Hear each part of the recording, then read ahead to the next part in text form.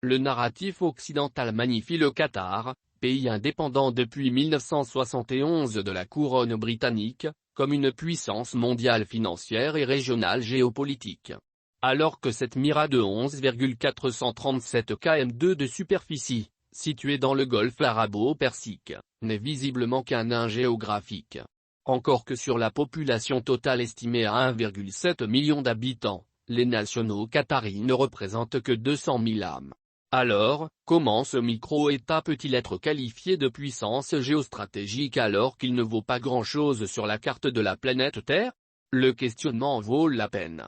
Mais, une connaissance du potentiel économique de ce pays, frontalier de l'Arabie Saoudite et de l'Iran, s'avère nécessaire pour comprendre tout l'enjeu qu'il constitue sur le plan mondial aux yeux du monde occidental. Le Qatar, qui a obtenu de la couronne britannique son indépendance le 3 septembre 1971, est un pays immensément riche en ressources d'hydrocarbures. Son PIB par tête est de 97 000 $, soit le plus élevé du monde, juste derrière celui du Luxembourg. Sa richesse insolente provient donc à la fois du pétrole et du gaz. Mais surtout du gaz dont on estime qu'il est assis sur 14% des réserves mondiales de gaz naturel. Il est à la fois le troisième détenteur, soit environ 26 milliards de M3, et le troisième producteur, après la Russie et l'Iran de l'autre côté du Golfe et avec lequel le Qatar partage un des plus grands gisements offshore du monde, appelé North Dome du côté qatari et Soutpar du côté iranien. Mais en dépit de sa richesse, le Qatar ne peut assumer son indépendance politique. Il demeure en réalité un protectorat, non plus britannique, mais américain. À cet effet, ce pays est véritablement un pion du monde occidental dans le monde arabo-persique. Ses dirigeants ne font qu'appliquer les diktats américains. Le Qatar n'est en réalité qu'une entité gazière et un hub capitaliste dans le golfe arabo-persique.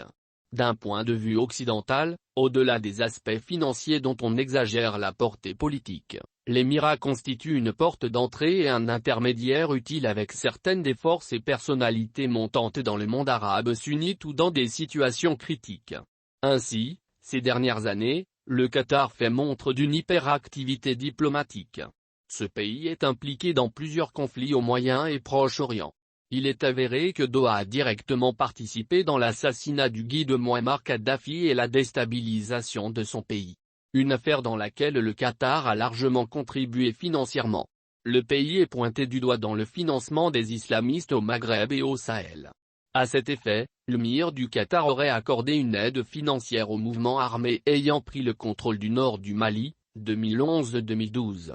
Dans un article intitulé « Notre ami du Qatar finance les islamistes du Mali », le Canard enchaîné expliquait que la direction du renseignement militaire, DRM, qui relève du chef d'état-major des armées françaises aurait recueilli des renseignements selon lesquels les insurgés du mouvement national de libération de l'Azawad, MNLA, les mouvements salafistes en Sardine et même Al-Qaïda au Maghreb islamique, AQMI, et donc le Mujao auraient bien reçu une aide en dollars du Qatar.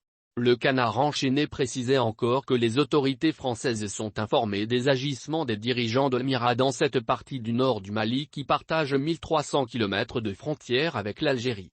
N'est-ce pas une évidence que le Qatar contribue à la déstabilisation des pays du Sahel?